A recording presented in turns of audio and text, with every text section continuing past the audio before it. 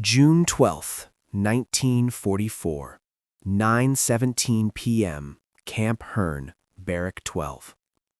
The Texas night is thick, humid, alive with cicadas and the low murmur of 200 German prisoners trying to sleep on army cots. A single bare bulb swings overhead, throwing long shadows across the rows of men. Sergeant Fritz Mueller sits on the edge of his bunk, rolling a cigarette with trembling fingers. Tobacco is gold here, rationed, fought over. He has one left. Outside the screen door, footsteps approach, heavy, deliberate. The door creaks open, and Corporal James Washington steps in, helmet tucked under his arm, sweat glistening on his dark skin. The room goes dead silent. Washington scans the bunks, eyes landing on Mueller. Without a word, he walks straight to him, reaches into his breast pocket, and pulls out an unopened pack of Lucky Strikes. He tosses it onto Mueller's blanket. "Here, you look like you could use these." 200 pairs of German eyes lock on the scene. You could hear a pin drop on the pine floorboards. Mueller stares at the green pack like it's a live grenade. In the Reich, a black man offering anything to an Aryan soldier would have been beaten on the spot. Here, the man with the gun is giving away cigarettes. Washington turns to leave, pauses, then adds in slow, careful German he must have picked up from earlier arrivals. "Rauchen Sie ruhig. Nobody's going to take 'em from you here." The door shuts. The spell breaks.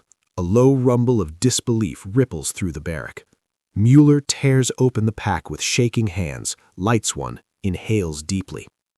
The smoke tastes like America, rich, smooth, impossible. He passes the rest of the pack down the row. Men who hours ago would have spat at the sight of Washington now accept the gift in stunned silence. Next morning, the camp loudspeaker crackles with news. Rome has fallen to the Allies. Cheers erupt from the American guard towers. Inside the wire, the Germans listen in silence. Mueller stands at the fence, watching Washington and another black MP, Private Leroy Thompson, laughing together over a shared Coca-Cola. Glass bottles, ice cold, condensation running down the sides. Mueller has not tasted Coca-Cola since 1938.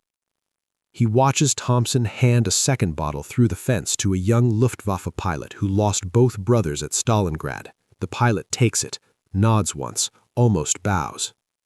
That afternoon, during work detail in the camp vegetable garden, Mueller finds himself hoeing tomatoes next to Washington. The corporal works shirtless in the brutal sun, muscles rippling, scars visible from training accidents back in Louisiana. Mueller finally speaks, voice low. "Why do you treat us better than your own officers treat you?" Washington doesn't stop hoeing. "Because I know what hate feels like, Kraut, and I ain't passing it on."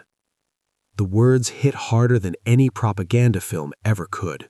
Mueller thinks of the rallies in Nuremberg, the screaming crowds, the promises of racial destiny.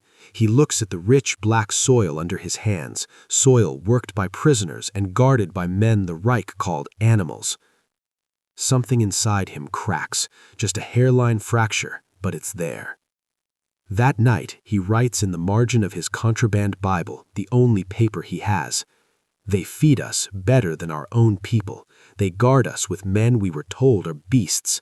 I no longer know what is true." Across the camp, other diaries fill with the same quiet confusion. Hardened Africa Corps veterans trade cigarettes for English lessons from black instructors. A former SS sergeant teaches a Buffalo soldier how to curse properly in Bavarian.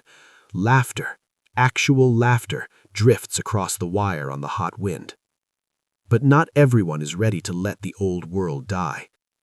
In Barrack 8, a clique of unrepentant Nazis plots. They watch Washington and Thompson with venom, whispering about betrayal of blood, about what will happen when the Reich rises again. Mueller hears the whispers. He says nothing yet. Because tomorrow, the camp commander has approved something unthinkable, a segregated baseball game, black guards against German POWs. Winner gets extra ice cream rations. The Americans think it will ease tensions. The Nazis see it as the ultimate humiliation. Mueller lights another lucky strike, Washington's lucky strike, and stares into the dark Texas sky. One way or another, tomorrow the fracture lines will become canyons.